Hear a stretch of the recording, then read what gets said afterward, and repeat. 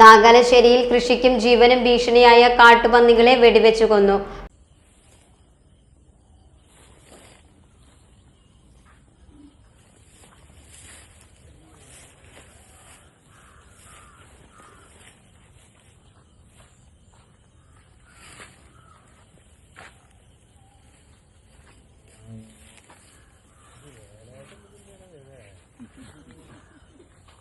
പഞ്ചായത്തിലെ വിവിധ ഭാഗങ്ങളിൽ നിന്നായി 29 പന്നികളെയാണ് ദൗത്യസംഘം വെടിവെച്ച് കൊന്നത്.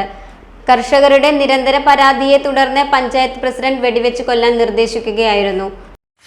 നാഗലശ്ശേരി പഞ്ചായത്തിലെ വിവിധ വാർഡുകളിൽ നിന്നുള്ള കർഷകരുടെ പരാതി മൂലം അവരുടെ വിളകളായാലും തോട്ടങ്ങളിലുള്ള വിളകളായാലും പന്നികൾ വിളകളൊക്കെ നശിപ്പിക്കുന്നു എന്ന ഇതിൽ പരാതി വന്നതുകൊണ്ട് ഞങ്ങൾ അതിൻ്റെ അടിസ്ഥാനത്തിൽ പെരിന്തൽമണ്ണയിലുള്ള എംപാനൽഡ് ഷൂട്ടറായിട്ടുള്ള സക്കീർ ഹുസൈനെ ബന്ധപ്പെടുകയും ഇന്നലെ അവർ വന്ന് ഇന്നലെ വൈകുന്നേരം മുതൽ അപ്പോൾ ഇന്ന് പുലർച്ചെ വരെ അവർ വിവിധ വാർഡുകളിൽ പോയിട്ട് പന്നികളെ പിടിച്ചു. ഏകദേശം ഒരു 29 പന്നികളെ കിട്ടിയിട്ടുണ്ട്.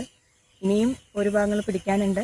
ഞങ്ങൾ എന്തായാലും വീണ്ടും അവരെ വിളിച്ച് മാക്സിമം പന്നികളെ നശിപ്പിക്കുന്നതാണ്.